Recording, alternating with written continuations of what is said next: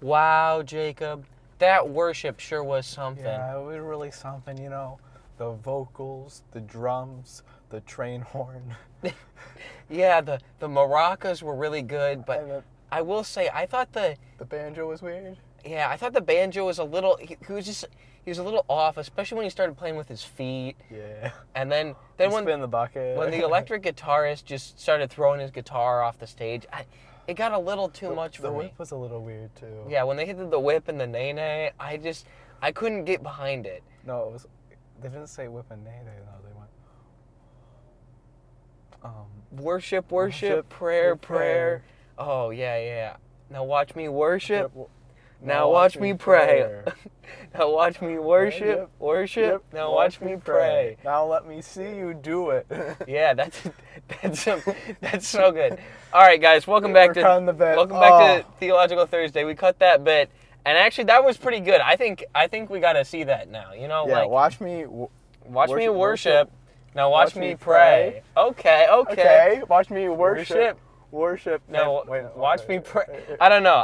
We'll work on it. We'll brainstorm. We'll have to put it in the workshop. Yeah, we'll send it back to the drawing board. All right.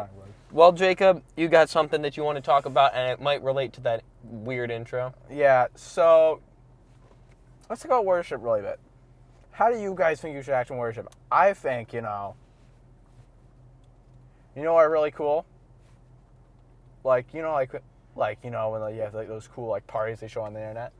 Maybe that's how worship should be, you know? Oh, we should like worship the Lord like not like whip and nay-nay, but like let's be excited, okay? You mean that our faces should reflect that we're worshiping the creator of the universe and not like look like our dog died? Yeah, like where you're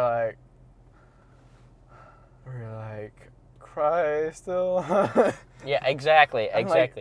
So Luke and I are on worship teams. Mm-hmm. We help do worship.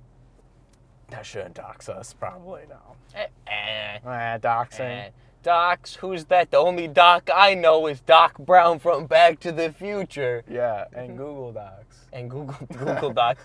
That would have been a better joke, I'm going to be honest, Jacob. Yeah. Anyway, so yeah, like, when you're worshiping, especially like when I look at people worship, you have like, okay, there's the three type of people. You have the people who are like the whole, I know this isn't visual, but you got like the people who are all like hands out, super spiritual, which I love that, get it. And then you got the people who are like sitting there like look like they're about to fall asleep. Especially if it's like the Sunday service. Less on Wednesday, you see those people. They have the people who are just sitting there like crossed arm.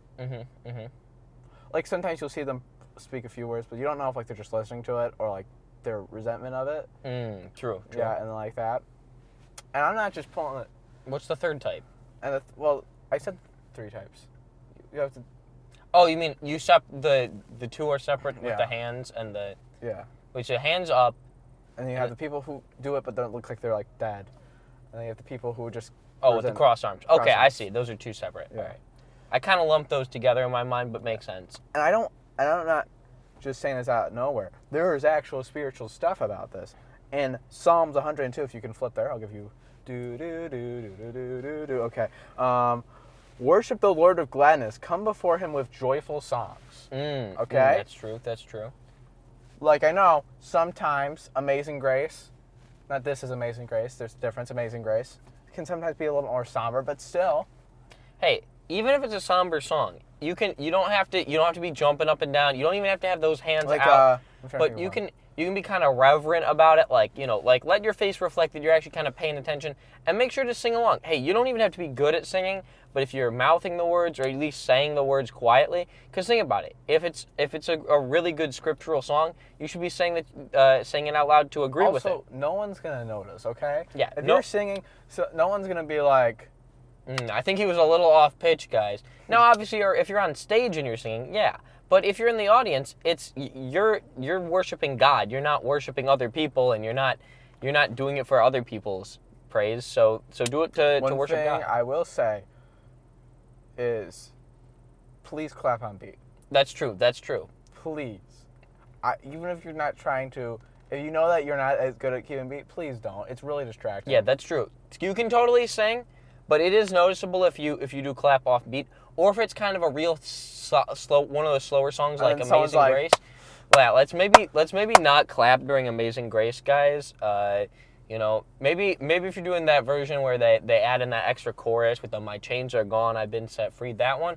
But like even so, if it's a slower song, if we're talking like 90 BPM or less, maybe just keep the clapping out of it and wait for one that's a little more peppy. And like you don't even have to like put up your hands to be like spiritual. You just have to like you could like do like what I usually do is like do like you put your arms together and like you kind of can do like one of a not like I don't know how to say it because there's no video of it, but like not like you don't have to put your hands up. Like you can. Yeah. I'm saying but if you don't want to, you can still like do like a whole like hands down here. That's what I like.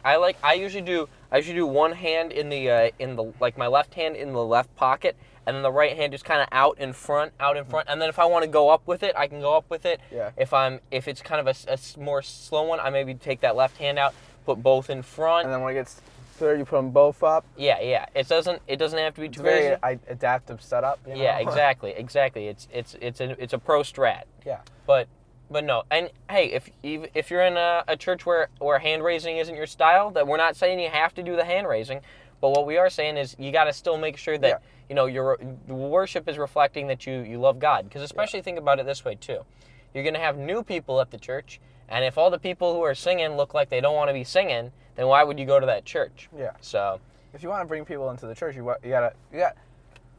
First of all, this guy created you, so if I was God, you know, and I saw a guy who was like just sitting there like, dude, I made you.